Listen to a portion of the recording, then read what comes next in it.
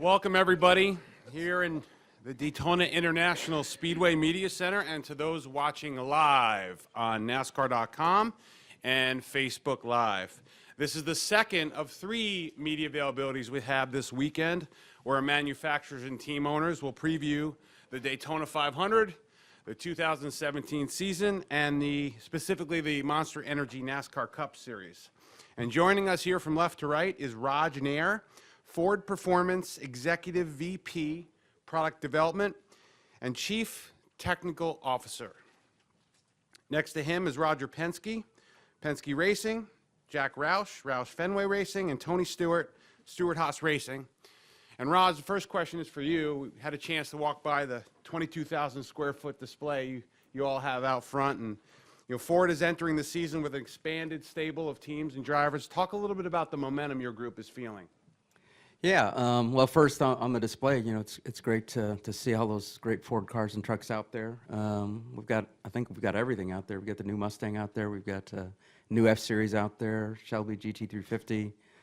Probably the one that's getting a lot of attention is a new Ford GT. I've got all 3 of the guys on my left asking about that car. So it'd be a great opportunity for the fans, and I think we average around 10,000 people that register with us out there. So it's a great opportunity for us to connect with the fans.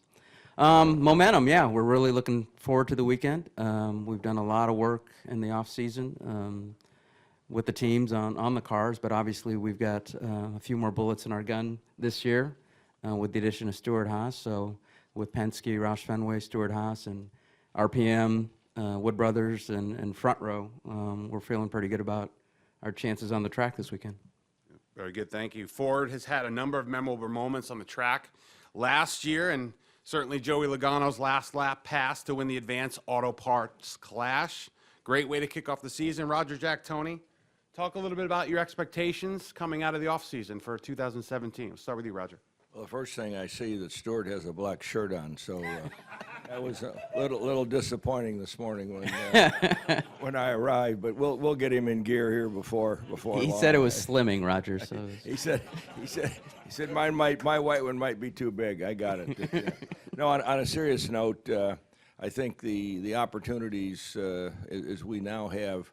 The additional team is tremendous, and working with Jack over the last few years, I think the Roush engines have proven to be probably elite down here this past week or so, and with Stewart-Haas, and I think the guys working together, you could see the Roush cars certainly with Kevin and Brad the other night. It's great to have more people out there for us from the standpoint of working together, especially on these plate tracks. And I think the engineering side, as Raj mentioned, we've had a tremendous amount of support.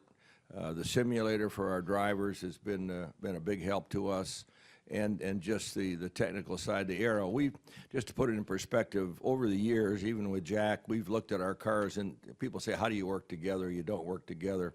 Well, both of us, both with Roush and both with Stewart-Haas, we've had our cars in the wind tunnel, so we have some idea where each of us are from an aero balance perspective. That doesn't mean you're going to do your own tweaking, day in and day out, but I think the opportunity to lift the whole Blue Oval together here is probably, as I think Joe Henrik says, Ford One is going to be important to us as we go forward this year. Obviously, the win the other night was good, and I guess we have to give, Kevin a big thanks, to help us get that win the other night. So the partnership, Raj, really has paid off. So we appreciate it. Jack, I've for 50 years I've enjoyed Ford support in my racing for all kinds of things, and certainly never had more tools in the toolbox than we've got this year. I would second what Roger said with regard to the value of the simulator and the fact that the simulation works as well as it does today. The challenge for me and my team looking from 16 to 17 is to figure out more quickly what is the right thing to do, and then even more quickly than that, figure out how to get it in the race car. We've got talented people that have got a lot of great ideas, and we've got to be more competitive in getting our good ideas to the race car. I want Tony to know, I welcome Tony, but I want Tony to know that I forgive him. I don't bear a grudge. Back years ago when Clint Boyer and Of course, Clint's in your camp now. Well, Clint Boyer and Carl Edwards were both rookies. Tony got frustrated with both of them at Pocono, and he went after Clint, and he got Carl. But it's okay. I forgive you that day. Is that the only time I did anything? If that's it, I'm good with that, bud. Appreciate it. But 2017 looks great for Ford. People ask me how do the Ford teams work together, and of course the last thing I tell them, which is the most important thing, is that we race in the margins. For the things beyond the sheet metal and beyond the support that we get with the simulator and the simulation, we've got to hold close to the vest the things that the drivers want to do within the cockpit by themselves. But the cooperation over a wind tunnel and the cooperation for rules with NASCAR, the cooperation on the engine things, Doug Yates benefits greatly from the input he gets back from the drivers. And I can't be the only guy that's out there saying, Doug, we need to be thinking about this, or we need to consider this other thing. I appreciate all the support that I get from Roger and his drivers. Roger initially would thought that he might be making a mistake by not doing his own engine thing. Are we doing okay with that, Roger? I think it's the best move I ever made. I worry about somebody else. Anyway, 2017 looks rosy for Roush Fenway, and rosier yet for Ford with Tony and his bunch, and Roger with his championship teams. We look forward to delivering back to Ford the results that they deserve for all their time of being in this business and all the support they give. Tony? Well, we're obviously very excited. It's it was a long off season for us. Well, it actually seemed very short because we needed more time than what we got. But everybody at SHR did a great job of the switch over, and everyone at Ford Performance did an awesome job of just helping with that transition. Like Jack and Roger already mentioned, the simulation, the wind tunnel, the simulator, all those tools that we have available to us have really helped bridge that gap and shorten the learning curve for us. And coming down here to Daytona, it's been it's been pretty nice up to this point to have Ford drivers that are really happy with their cars. And I say we need to check about halfway through the race and see how happy they are. But Yeah. up to this point, they're really excited.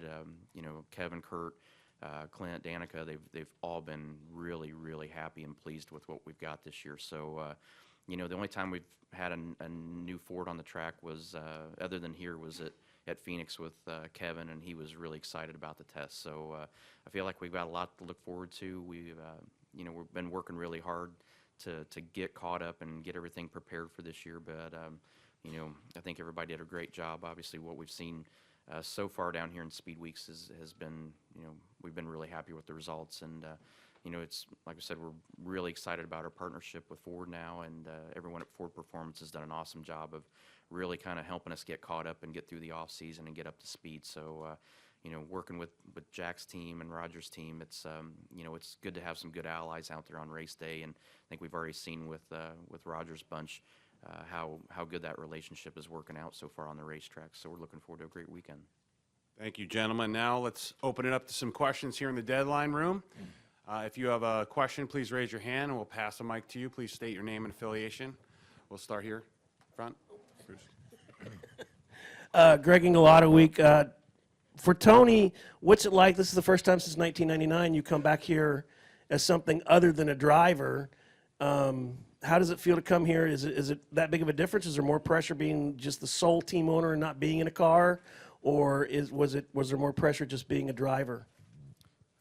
I'll be honest, it's been kind of nice. I mean, if I'm late to practice, nobody yells at me. If I leave practice early, nobody yells at me. And if I don't show up for practice at all, nobody yells at me. So that side's been kind of nice. I mean, really the only drama I've had so far is Roger picking at me on the color of shirt I wear. But, but other than that, I can, and I guess Jack's kind of given me the pardon already. So, I mean, it's been a pretty good weekend so far. I mean, if all I got to worry about is my shirt color, I got it made right now.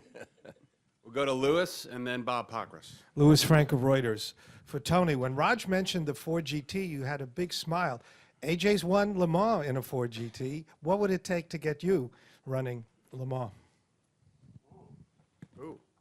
Well, Raj is looking down at his lap. I know. And Raj doesn't have anything in his lap right now, so I'd say not very good odds there. I don't know. I mean, it's definitely Le Mans is something that's a bucket list item for me. you know, the thing about running the GT cars, I mean, that's probably the toughest division to run at both Daytona and Le Mans because, and I've talked to a couple guys that do that. There's so much more than just trying to drive a fast lap. I mean, the thing with the GT cars is that you're always constantly looking at the LMP2 cars in your mirror. So figuring out the timing of when to let cars go and then still race the GT cars that you're racing against, that's probably one of the hardest challenges. And the guys that do that all the time are really, really good at it. I like challenges, but like I said, I like being able to come into practice late and leave early and kind of enjoying this side for now. So, you know, I think right now the biggest thing is just making sure we're focused on what we're doing here. And I still got other races that I'm running, but I'm close to home with all of it and not too far away. Go to Bob and then Caleb. Bob Pockris, ESPN. Tony, you talked about the other races that you've been running. It seemed like, I mean, do you still plan on doing as many, or you look like maybe you're going to cut back in the series that you own? No, I'm still going to run just as many. I cut back last week, but you know, we've been racing this week, and we're going to stick to our schedule. So we're full steam ahead. Caleb. Caleb Whistler, Speedway Digest. Reports from Forbes and Wall Street Journal have showed concerning numbers this week about the state of motorsports. Where do you guys as owners see the state of motorsports going into 2017? Well, I certainly, you know, saw the Wall Street Journal article last week and was really disappointed in, you know, really the outcome of that because, you know, they talked about inside the France organization, which really is not pertinent to what's going on the racetrack or in the stands. And, you know, when I look at the sport, and I go back to 2006 when I ran the Super Bowl in Detroit, we were lucky to have 70,000 seats. And to think about every weekend, we have better than a Super Bowl 38 times. People need to take that into consideration. Then as you stack the media and the social media on top of that, I think the connection is amazing. And with the disruption we're going to have now with these 3 different segments, certainly when we announce a sponsorship like Shell yesterday for 7 years, you see FedEx. I think that there's never been more competition on the racetrack. And I think what we have to do as a group of people in this room, we have to take a little different look at this. Certainly, we built these stadiums. We had Michigan, we had California, and you know, we just probably built too many seats because after the financial crisis, there's no question the spendable income that people had just wasn't available to do things like this 2 or 3 times a year. So it's not just in our sport. You know, the NFL was down 7%. No one's talking about that. So I think we need to move on and talk about, you know, the racing. There's a lot of young kids coming up in this sport. We got great sponsors, and certainly the TV guys have connected with the drivers and certainly the car owners on this format. You know, the rule changes, and I think we got to go racing. We'll go to Al Pierce. Yeah, Tony, Al Pierce from Auto Week over here. I know the story's long and probably convoluted, but give us a short version of the timeline of when you and Ford began to first speak, who approached who. Kind of give us an idea of how all this came about with your team. I can't remember the date, but Raj was sitting out front begging at the front door when we opened the doors. Whatever it took. That's why they put us on opposite sides of the table, just so you know, in case I was wondering about that.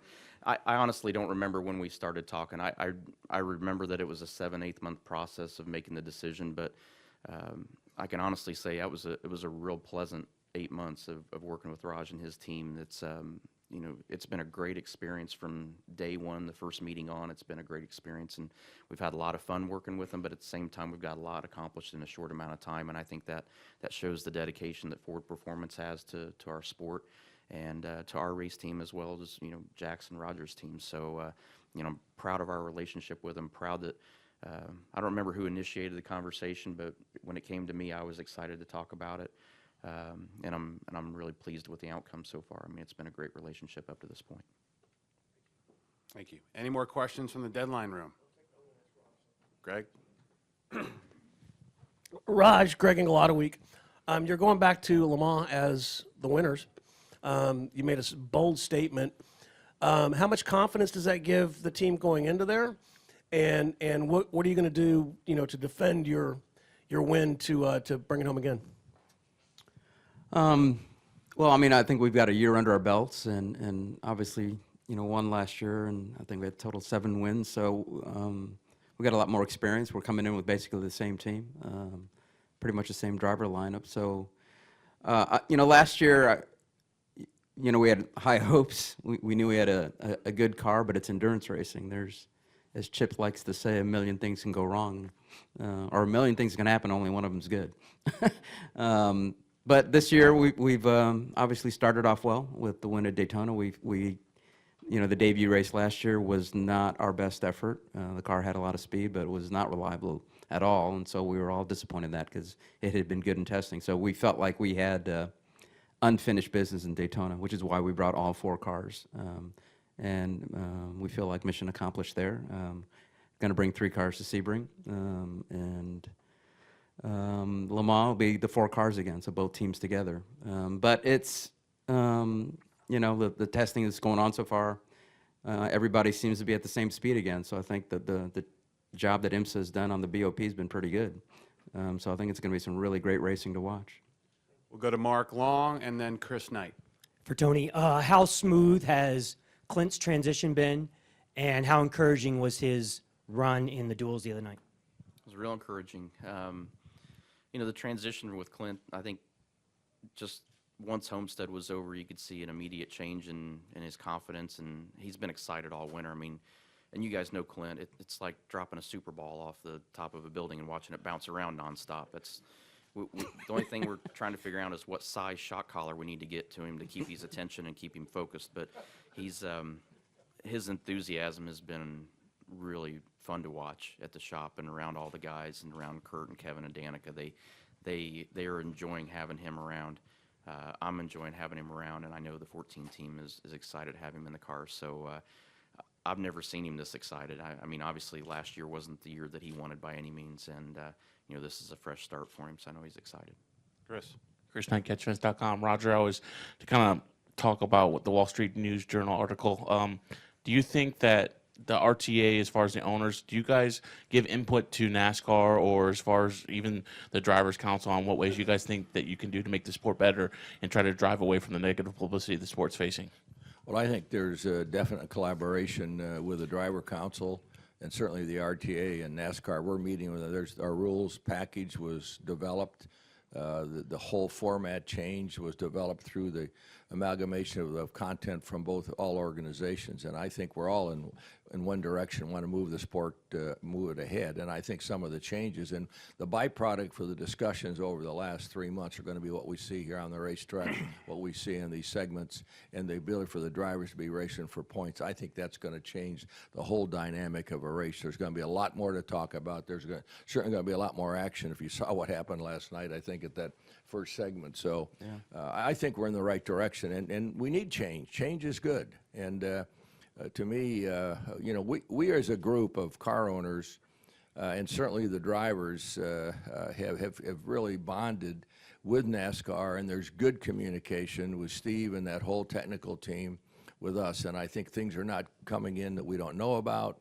We're able to put input in. Newmark has been Jack's key guy has been really key. We've got people from the different organizations, from the different brands that can represent on the technical side, which is good. So it's a real business process, which I think that's what I like about it. And there's no question, I think we're going to see the results. Let's roll to Drew Lawrence. Drew Lawrence at Sports Illustrated. Tony, I was wondering if you had a chance to review the counterclaim by Nature's Bakery, which they distributed this morning, if you had any comment about it. Keep in mind, I'm not a morning person, right? So just the fact that they got me up on time to get here in time was a miracle in itself. Right, Roger? Right. Right.